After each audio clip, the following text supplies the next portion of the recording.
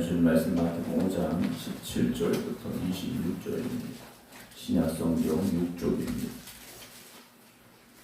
마태복음 5장 17절부터 26절입니다. 내가 율법이나 선자를 폐하러 온 줄로 생각하지 말라. 폐하러 온 것이 아니요 완전하게 하려 함이라. 진실로 너에게 이르노니 천지가 없어지기 전에는 율법의 1.1획도 결코 없어지지 아니하고 다 이루리라. 그러므로 누구든지 이 계명에 지극히 작은 것 하나라도 버리고 또 그같이 사람을 가르치는 자는 천국에서 지극히 작다 일걸음을 받을 것이요 누구든지 이를 행하며 가르치는 자는 천국에서 크다 일걸음을 받으리라. 내가 너희에게 이르노니 너희 의가 서기관과 바리새인보다 더 나았지 못하면 결코 천국에 들어가지 못하리라. 옛사람에게 말한 바 살인하지 말라. 누구든지 살인하면 심판을 받게 되리라 하였다는 것을 너희가 들었으나 나는 너희에게 이르노니 형제에게 노하는 자마다 심판을 받게 되고 형제를 대하여 나가라 하는 자는 공회에 잡혀가게 되고 미련한 놈이라 하는 자는 지옥불에 들어가게 되리라. 그러므로 예물을 제단에 드리려다가 거기서 네 형제에게 원망 들을 만한 일이 있는 것이 생각나거든 예물을 제단 앞에 두고 먼저 가서 형제와 화목하고 그 후에 와서 예물을 드리라. 너를 고발하는 자와 함께 길에 있을 때 급히 사화하라. 그 고발하는 자가 너를 재판관에게 내어주고 재판관이 옥리에게 내어주어 옥에 가둘까 염려하라. 진실로 네게 이르노니 네가 한 푼이라도 남김없이 다 갚기 전에는 결코 거기서 나오지 못하리라. 아멘. 할렐루야. 하나님께서 오늘도 크신 은혜 가운데 우리를 거하게 하여 주심을 믿으시고 날마다 범사에 감사하며 하나님을 찬양하며 살아가는 우리가 되기를 주님의 이름으로 축원합니다. 오늘 주님께서 내가 율법을 폐하러 온 것이 아니라 완전하게 하려 합니다 라고 말씀을 하고 계십니다. 우리가 오늘 이제 산상수훈의 말씀도 계속 이어가고 있는데요. 계속해서 주님께서 이것도 해야 되고 저것도 해야 된다 라고 말씀하시는 그런 내용들을 보게 됩니다. 한편 그런 생각이 들 수도 있어요. 예수를 믿었더니 하라는 게 너무 많아서 하지 말라는 게 너무 많아서 나는 어쩌면 좀 무거운 짐을 하나도 받는 듯한 생각을 가지실 수도 있어요. 실제 어떤 분들은 그래요. 설교를 들을 때마다 해야 될 게 더 생긴다 라는 말씀도 하십니다. 맞죠. 사실 우리 설교를 들을 때마다 해야 될 게 더 생기는 게 맞습니다. 그래서 설교를 자꾸 잊어버리는지는 모르겠습니다만 해야 될 게 자꾸 생기는 거죠. 그리고 그 일을 우리는 해야 하기 때문에 하나님께서 우리에게 주시는 명령으로 우리가 들려줘야 되고 그렇게 살아갈 수 있어야 됩니다. 반면에 또 그냥 대충 하면 되지, 그냥 은혜로 하면 되지 라는 생각을 갖게 되기도 합니다. 오늘 주께서 율법을 폐하러 온 것이 아니라 완전하게 하려 왔다 라는 말씀을 주고 계시는데요.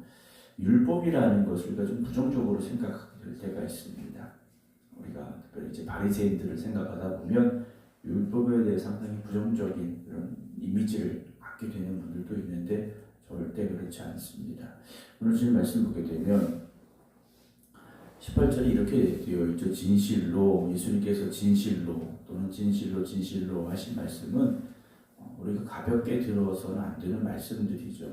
예수님께서 정말 중요하고 또 중요하다 이렇게 표현하신 그런 내용들인데요. 너희에게 이르노니 천지가 없어지기 전에는 율법의 1.1획도 결코 없어지지 아니하고 그랬습니다. 우리 한글도 그렇지 않습니까? 점을 찍을 때가 있습니다. 이렇게 글자를 보면 그렇지 않습니까? 선을 긋고 점을 찍어야 될 때가 있는데 이 히브리어는 더 그렇습니다. 글씨를 보면 좀 점을 찍고 획을 긋는 것들 우리와 비슷하게 좀 많이 있긴 한데 조그만 점입니다. 그런데 그것도 중요한 것이다라는 거죠. 그러니까 율법은 가벼운 것이 아니라는 겁니다. 왜 그렇습니까? 하나님이 주신 우리가 지켜야 될 명령이기 때문이라는 거죠. 근데 우리가 시간 지나 이건 아니고 뭐 그렇게 우리가 가볍게 생각할 수 있는데 그렇지 않다라는 겁니다. 우리가 예수님 이 땅에 오시고 나서 우리는 신약이라는 또 새로운 말씀을 우리가 듣게 되는데 구약은 옛날 거, 신약은 새로운 거 그렇지 않죠. 주님은 구약에 예언된 말씀을 이루려 오신 분입니다. 율법의 완성을 위해서 오신 분이라는 거죠. 그래서 구약 성경을 필요할 때만 꺼내서 읽는 책 그렇게 생각해서는 안 된다는 거죠. 또한 율법은 어떤 역할을 하느냐? 율법은요 자기의 의의를 드러내려고 행하는 것이 되어서는 결코 안 됩니다. 19절 보면 누구든지 이 계명 중에 지극히 작은 것 하나라도 어떻게 합니까? 버리고 라고 돼 있어요. 이건 아주 뭐 별거 아니니까 사사로운 거니까 이건 빼고 또 그같이 사람을 가르치는 자는 천국에 지극히 작다 일컬음 받을 것이고 누구든지 이를 행하며 가르치는 자가 나오죠. 작은 것도 행하는 자가 나옵니다.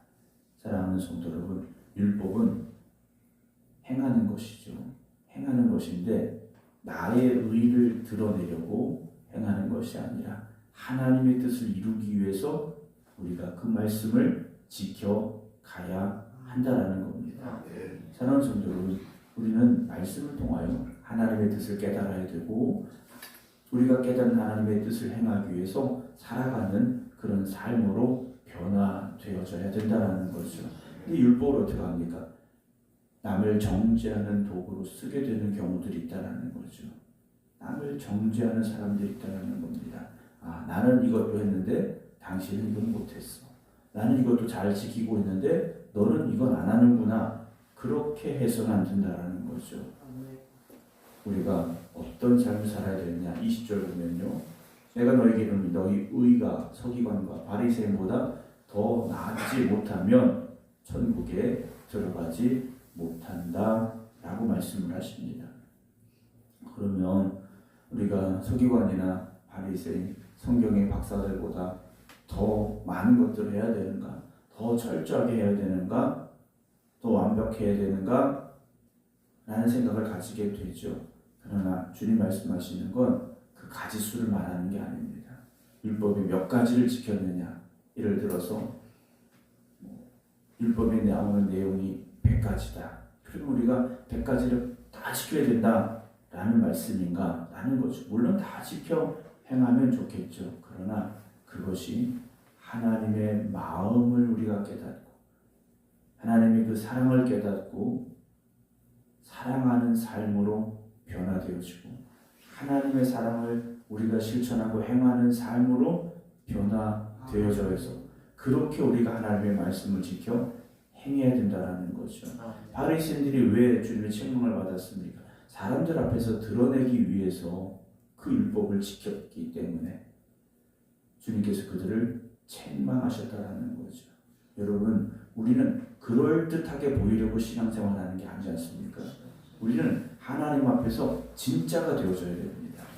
요즘 금값이 올라가니까 가짜금이 있다라는 뉴스가 나오더라고요. 텅스텐인가 이런 거 섞으면 육안으로 봐서는 절대 모른다는 거죠. 전문가들도 속을 수밖에 없다라는 이야기가 나오더라고요. 하나님 앞에서는 드러나게 돼 있습니다. 우리가 오늘 하나님 보시기에 합당해야 되죠. 다른 사람들이 나를 칭찬하는 건 여러분 그건 그렇게 크게 중요한 문제가 아니죠. 사람들은 나를 듣기 좋으라고 하는 말이 많습니다. 어제 제가 저희 저녁 때 5시에 수원에서 저희 조카 결혼식 주례가 있어서 갔거든요. 근데 주례니까 조금 더 일찍 가서 앞팀 앞에 이제 결혼식이 끝나고 바로 이제 들어가서 행사장 이렇게 결혼식장을 좀 이렇게 둘러보려고 들어갔어요. 근데 저 앞에서 그 행사 준비하는 직원들이 여자 직원들이 몇 명이 있는데 한 명이 조금 뛰어오더라고요. 그러면서 오늘 주례하시는 분 맞죠? 그러시더라고요. 저 어떻게 알았어요? 그랬더니 주례는 원래 잘생긴 분들이 하시더라고요. 얘기하더라고요. 제가 기분이 좋아서 주례 잘하고 왔는지 모르겠습니다. 그런 말은 그냥 립 서비스지 않습니까? 뭐 주례 여러분 뭐 요즘 주례가 있는 결혼식을 보기가 좀 어렵긴 합니다만 제 기억 속에도 주례가 다 잘생긴 건 아니었어요. 근데 그 말 한마디가 사람을 기분 좋게도 하고 뭐 이러는 건 맞습니다. 그러나 누군가 나를 잘한다고 할 때 정말 아무개는 정말 믿음이 좋아. 뭐 당신 정말 열심히 있어. 이런 말들은 그냥 넘어가세요. 그거에 우리가 마음이 쓰이기 시작하면 어떻게 됩니까? 사람에게 보이고 싶어진다라는 거죠. 사람에게 인정받고 싶어진다라는 겁니다. 근데 진짜 우리가 인정받아야 되는 건 사람이 아니지 않습니까? 하나님께 인정받아야 되고 하나님께 칭찬받아야 되죠. 그래서 사람에게 잘 보이려고 하면 사람들 앞에서 자꾸 하게 돼 있는 거예요. 그게 바리새인들이었다라는 거죠. 저 바리새인은 정말 기도 열심히 길거리에서 두 손 들고 기도해. 저 바리새인들은 가난한 사람 잘 도와줘. 오른손이 하는 걸 왼손이 모르게 하라 그러죠. 어느 순간 우리도요 사람의 칭찬에 우리의 마음이 쓰이게 될 때가 종종 있다라는 생각이 듭니다. 저도 목사인 저도 그런데 우리가 그렇지 않다라고 자신 있게 말할 수는 없을 것 같습니다. 21절에 옛사람에게 말한 바 살인하지 말라. 누구든지 살인하면 심판을 받게 되리라 했다는 것을 너희가 들었으나, 그렇죠? 살인이라는 죄는 하나님이 절대 금하시는 일이지 않습니까? 근데 주님께서 뭐라고 말씀하시느냐? 살인에 대해서 말씀을 꺼내셨는데 22절에 나는 너에게 이렇게 말한다 그래요. 형제에게 노하는 자마다 뭘 받습니까? 심판을 받고 형제를 대하여 라가라 하는 자는 공회에 잡혀가게 되고 라가라 그러는 말은 어리석다. 야, 참 너 바보 같아. 너 머리에 뭐 들었어? 이런 정도의 말입니다. 그리고 미련한 놈이라 하는 자는 지옥불에 들어가게 되리라 라는 말씀을 하셔요. 여러분 우리가 어떤 사람을 향해서 사실 화가 날 때가 있죠. 속상하고 화날 때 있어요. 그런데 그때 우리가 조심해야 되는 게 뭡니까? 그 분노를 내려놓을 수 있어야 됩니다. 그렇지 않으면 우리의 말이 달라지기 시작합니다. 우리의 표정이 달라지기 시작하고 그 말은 어떻게 되겠습니까? 내 입에서 나오는 것으로 끝나는 것이 아니라 그 사람의 마음속에 들어가게 되어 있죠. 사랑하는 성도 여러분, 그래서 우리의 말이 거칠어지고 있다면 내가 지금 은혜를 잃어버리고 있구나. 우리가 생각해야 됩니다. 난 말이 원래 그래. 여러분 은혜 받은 사람은요 말이 달라지게 되어 있습니다. 은혜 받은 사람은요 말이 달라져요. 그러면 왜 주님께서 이런 말씀을 하시느냐? 관계를 죽인 사람이 된다는 거죠. 사람을 직접 죽이진 않았습니다. 그러나 그 관계가 깨어지고 그 사람을 상처받게 하고 오늘 우리가 나의 말 한마디가 은혜의 말인지 아니면 다른 사람에게 상처가 되고 관계를 죽이는 말이 되는지 생각해 봐야 된다는 거죠. 그래서 늘 제가 말씀드리지 않습니까? 믿음의 사람은 말을 조심해야 된다는 거죠. 말을 조심해야 됩니다. 근데 말이 많다 보면 어떻게 됩니까? 나도 모르게 실수할 때가 있어요. 그래서 우리가 말을 많이 하는 것보다 믿음의 말, 은혜의 말, 사랑의 말, 여러분 우리가 그런 말을 하려고 노력하시기 바랍니다. 23절에 그러므로 이 예물을 제단에 드리려다가 거기서 네 형제들에게 원망들을 만한 일이 있는 것이 생각난 겁니다. 그럼 어떻게 됩니까? 예물을 제단 앞에 두고 예배보다 화목하게 되는 것이 더 급한 문제라는 거죠. 예물을 지금 드려야 되는 시간, 제단에 드릴 시간이 된 겁니다. 내 순서가 된 거예요. 구약의 제사는 어떻습니까? 가서 하나님 앞에 번제를 드려야 되는 거죠. 뭐 100명이 예배 드렸는데 100명이 한꺼번에 할 수 있는 게 아니지 않습니까? 자기 순서가 된 거예요. 그런데 그때 어떻게 합니까? 그걸 그만두라는 거죠. 지금. 그리고 가서 형제야 화목하게 하고 오라 라고 말씀을 하셔요. 여러분 우리가 예배를 드림에 있어서 우리의 마음이 참 중요합니다. 근데 우리는 내 마음이 드러나지 않기 때문에 그걸 살짝 감추고 예배 드릴 때가 있어요. 주님은 우리 마음 중심을 보고 있지 않습니까? 사람들은 내 겉모습을 봐요. 아, 내가 뜨겁게 찬양하고, 아, 내가 막 경건하게 거룩하게 기도하고. 여러분, 사람들은 그걸 보지만 하나님은 중심을 보십니다. 여러분, 나만 옳은 게 아니죠. 나도 실수할 수 있습니다. 그렇죠? 그걸 우리가 생각하면 사실 누군가 나에게 어떤 말을 했을 때 화날 필요가 없죠. 아, 그래 내가 이걸 미처 생각 못했구나 하면 되는 거예요. 저도 그렇지 않습니까? 저도 다 옳은 거 아니죠. 저도 뭐 10가지 일을 한다면 10가지가 다 옳은 건 아니에요. 누군가 어떤 이야기를 했을 때 아, 그래 내가 이거는 미처 생각하지 못했구나 하고 그렇게 생각하면 화낼 필요가 없는데 우리 어떻습니까? 감히 나에게 내가 너보다 아는 게 많아. 내가 너보다 살아온 삶이 더 길어. 내가 너보다 교회 더 오래 다녔어. 여러분 우리가 그런 생각을 하고 말을 들으면 그게 분노가 되기 시작하죠. 여러분 우리의 말과 우리의 삶을 우리의 행동을 늘 돌아보게 해 주시옵소서. 하나님 앞에 기도하시기 바랍니다. 그리고 우리가 그런 말 자주 해야 돼요. 미안해. 내가 미처 생각하지 못했어. 우리가 그런 말을 좀 할 수 있어야 되죠. 어떤 분들은 내가 실수했다는 거, 내가 잘못했다는 걸 인정하는 걸 정말 싫어합니다. 우리가 사람과의 관계 속에서 실수할 때 있고 우리가 잘못할 때도 있지 않습니까? 아, 내가 미처 몰랐어. 내가 미안해. 나 용서해줘. 이런 말들을 좀 할 수 있어야 되지 않을까. 뭐 잘하고 계시는 줄 제가 압니다만 그런 말들을 통해서 어떻게 됩니까? 화목하게 돼야 되죠. 화목해야 됩니다. 교회도 화목해야 되고 가정도 화목해야 됩니다. 그 부위 어떻게 합니까? 예물을 드려라. 예물은 누가 받으시는 겁니까? 하나님 받으시는 거죠. 그렇게 예물을 드리면 누가 받으십니까? 하나님 받으신다라는 거예요. 그렇지 않으면 하나님이 받지 않으신다라는 말씀을 하는 겁니다. 25절 너를 고발한 자와 함께 길에 있을 때 급히 사과하라. 사과하고 용서를 구해야 되죠. 26절에 진실로 내게 이르노니 네가 한 푼이라도 남김이 없이 나가기 전에 결코 거기서 나오지 못한다 하고 말씀을 하셔요. 여러분 우리가 화해해야 될 일들이 있다면 빨리 화해해야 되고 내가 용서를 구해야 될 일이 있다면 용서를 구할 수 있어야 됩니다. 그렇게 우리가 화목함을 이뤄가야 되죠. 우리가 사람과의 화목함을 이룰 때 하나님과 우리도 화목하게 될 수 있는 겁니다. 그렇지 않으면 막혀있는 삶이 될 수밖에 없다라는 거죠. 아 오늘도 할 일이 더 생겼네. 아 이거 내가 정말 싫은 건데 그래도 우리가 해야 되는 거죠. 그럼에도 불구하고 우리가 해야 되는 겁니다. 오늘도 우리는 어떤 삶을 살아야 됩니까? 하나님이 주신 말씀을 지켜 행하는 삶을 살아가야 됩니다.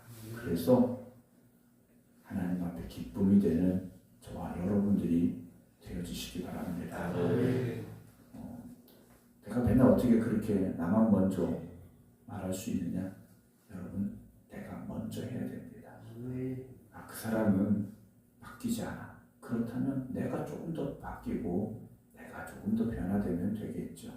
우리가 남 탓하지 말고 내가 변화되고 내가 노력하면 됩니다. 그거 누가 하십니까? 하나님이 하시오. 그리고 우리의 예배를 하나님이 기뻐 받으십니다. 오늘도 우리가 그렇게 하나님이 기뻐하시는 그런 말, 그런 행동, 또 그런 삶을 하게 되어진다면 오늘 우리가 이 성전에 드린 예배는 반드시 하나님이 기뻐 받으시는 그런 예배가 되어질 줄로 믿습니다. 오늘도 이 말씀 우리 마음에 깊이 새기고 아 그래 오늘도 내가 할 일이 이것이구나 여러분 이렇게 마음속에 들으시고 고백할 수 있게 되기를 주님의 이름으로 축원합니다. 기도하겠습니다. 오늘도 저희에게 주신 이 말씀이 우리가 행해야 할 일임을 고백합니다. 주님이 우리에게 주시는 명령 앞에서 하나님 오늘도 내가 이 일을 행하기를 원하시니 내가 기쁨으로 감당하겠습니다. 순종하겠습니다. 늘 고백할 수 있는 저희들이 되게 하여 주시옵소서. 오늘도 이 성전을 주님 축복하여 주시고 믿음의 예배자들을 축복하여 주시옵소서. 그래서 이 성전이 하나님 앞에 기쁨이 되게 하시고 은혜가 충만하게 하시고 사랑이 넘쳐나는 교회가 되게 하여 주시옵소서. 혹시 오늘도 우리의 마음에 걸리거나 또는 우리의 마음에 불편한 것들이 있다면 정기 해결하게 하시고 정말 주님 안에서 우리가 날마다 새로워지며 하나님의 말씀 앞에 부끄럽지 않은 삶을 살아갈 수 있는 저희들이 되게 하여 주시옵소서.